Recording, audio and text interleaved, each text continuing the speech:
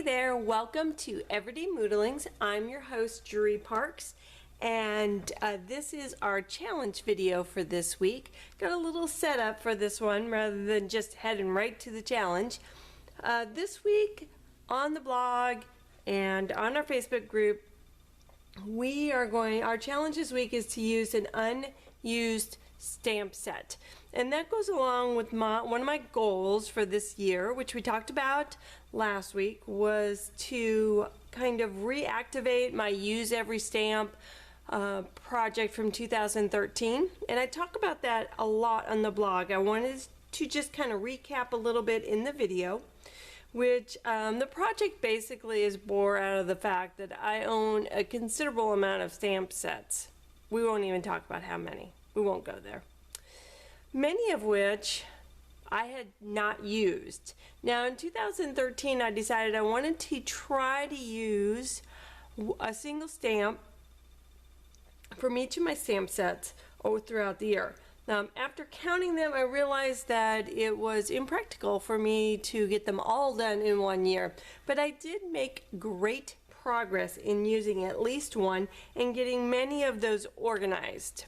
So I go through the organizational process in more detail in the blog, but basically what I do to house and organize my stamps, and again this is just a brief overview, is I keep my unmounted stamps in these CD jewel cases. These are the thicker ones where you take out the insert and then put the stamps in here. We're going to be working with this butterfly set. Now the stamps are stained, so it kind of looks like I've used them already. Not really. This particular set, which is by Inka Dinka Doo, I think, did not have a piece on top of them that showed the images, so I had to stamp the images so I would have them in my book. So these go in drawers that actually fit these little cases beautifully. My drawers are almost full, which means I am not buying stamps at this point. I don't have any more places to put them. Once I have them in a case, you'll see I put this and this is just a standard file size label. I just put that on there. The D stands for the drawer, and then the number is a sequential number for the books I put them in, which are just little pint size or half size binders. They have sheet protectors in. Most of the time I just slip that little sheet in here in the page protector that comes with the set of stamps. If for some reason I've lost that or I don't have it, then I'll do what I did for this set, which is to stamp them, and then at the top I put the corresponding drawer and the number. And you'll notice two dots. The two dots, the one dot means it's been organized, means it's cataloged in here. And the second dot means I've used it. Well, I actually haven't used this one yet, but I thought I'm going to do it today, so I'll just go ahead and put the dot on there. So that's kind of the basics. I have a number of these binders. I have six of them. So I have 6 drawers of stamps, plus stamps in various other places. But the majority of them are housed there. So I wanted to go ahead and use these butterfly stamps. Not sure how long I've had them, probably for a while. And I'm going to be using an ATC card, or I'm going to be making an ATC card, which is an artist trading card. They're about 2 3/4 by 3 3/4, and you can buy display cases for them. So I also talked about last week project inspiration from last year, and my ATC cards and my project inspiration wall. So this is really my newest addition to that. So instead of using the products so I could remember products, now it's just going to be kind of whatever I want to. More random, more fun, more inspirational. I love the wall, so I'm hoping to get some, even as I get them finished, I already can tell I want to get more display cases, so I'll probably end up with a number of rows of display cases up there. They make me happy when I see them. So we're going to use this big butterfly stamp. We're going to use a couple of other things along the way, but we're going to start out by just simply embossing some of these butterflies in black on the ATC card. But I feel like it's too busy, so before we do that, I'm going to tone it down with a little white stain.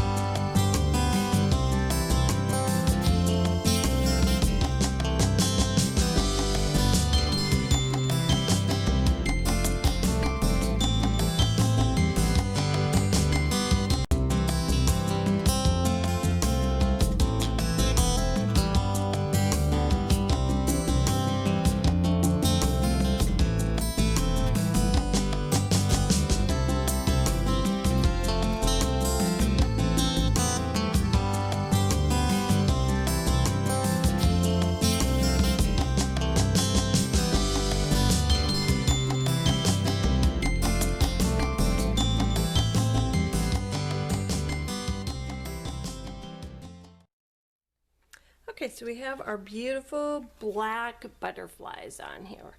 Now, I want to add some extra dimension to the butterflies. And I'm going to do that with something called string gel. String gel is a honey-like medium. It's a texture that is tintable. You can add paint to it like any art medium. And then you can drizzle it like a honey. And so that's what we're going to do on this project. Probably just on my two larger ones because I feel like the smaller ones would be obscured too much by this. Now, how does this work? Well, typically you add paint to it, but one of the things that I love to add to tar gel, or it can be called tar gel, it can be called string gel. So I'm going to use those words intermittently or interchangeably. You mix it with paint generally, but one of the things that I like to mix it with is ink, because then when it dries, it gets translucent or transparent almost. It's almost like stained glass. Now I can see this is set for a while, my orange. I have a couple that are all mixed up. And so it's not going, I'm not going to get the right kind of movement out of it. So I'm going to thin it down with a little water. I'm going to be careful about how much I add, working it in. Typically when you mix it, you let it sit for a few days to get all the bubbles out. So I may end up with a few little bubbles in my project, but I think it'll be okay. But I kind of need it pourable, so it's obviously sat long enough to dehydrate a little bit.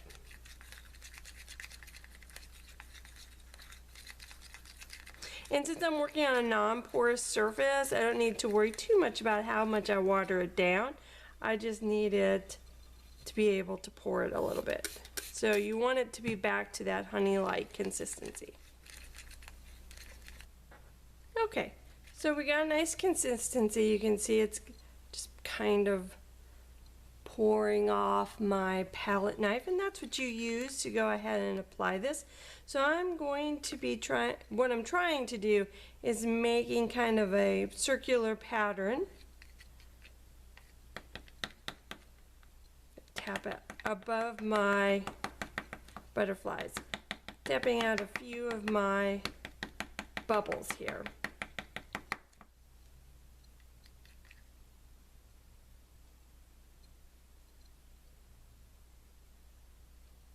The closer I work towards the surface, the more control I have. Now right now it's very opaque, but as it dries it's going to be translucent. And what I'm doing is I'm building on my butterflies, and you can see I've gotten a lot of bubbles working to the surface here. I'm not too worried about it after it dries because I didn't add paint to it. The bubbles will be hardly noticeable. So So let's get our other ones done. I may do a little something on my smaller ones too.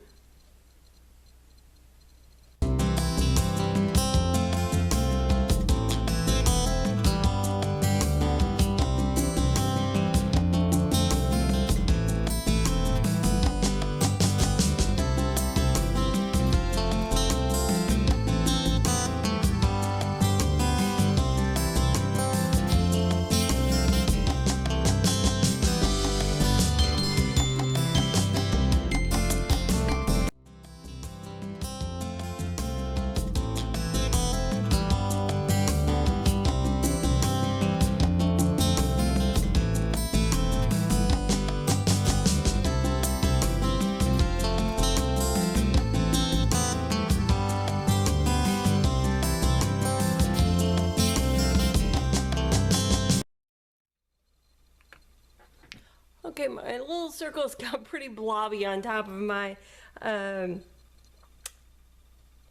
butterflies, but that's okay. I know it looks like one big blob of mess right now, but once it dries, it'll become transparent and you'll be able to see more of those butterflies underneath there. Now we do need to let it dry, and string gel takes a while to dry, so that I'll actually let this sit and dry for 24 hours, and then we will move on to the next step, which is to add some embellishments to the top of our butterflies.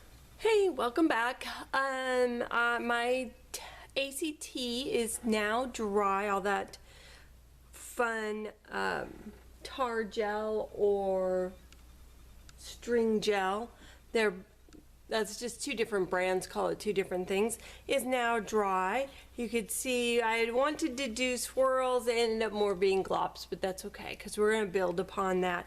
And then I added in some extra just to kind of pull it all together and give it some nice dimension. You can see in areas where it's kind of thin, and even in the thicker areas you can see the embossed image underneath it. So the adding the ink to it creates a much more translucent effect than adding paint. And you can add ink to any of your art mediums. So if you have other clear art mediums like matte medium or matte gel or glossy gel, those are great products to add ink to because they add so much dimension, but by adding ink, it allows it to keep its transparency. So great way to use some of your re-inkers. So we're going to go ahead and finish it up, and I am using some Prima flowers. If you guys have been around the blog for a while, then you know I get a really almost a sick thrill really from using products that are old. So these flowers actually are some of the original Prima flowers that came out. I mean, these are some of the very first ones they put out.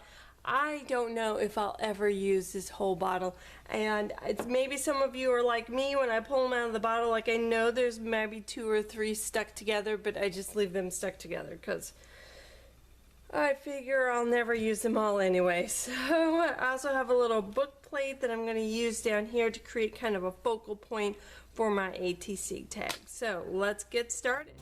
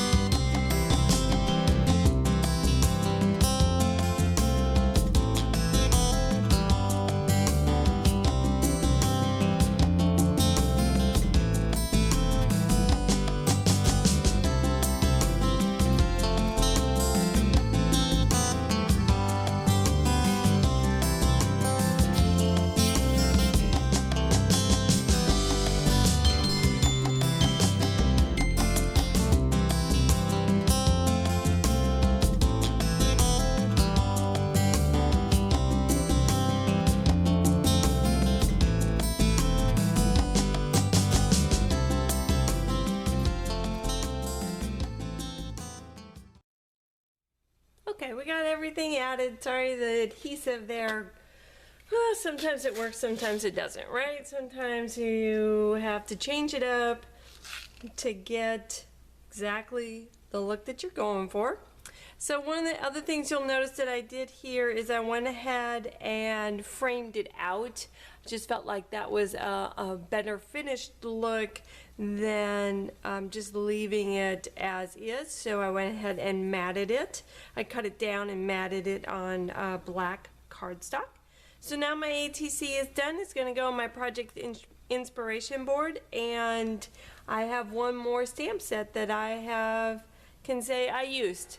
So if you have any questions about anything I did here, any of the products I used, please be sure to let me know. I'm always happy to help.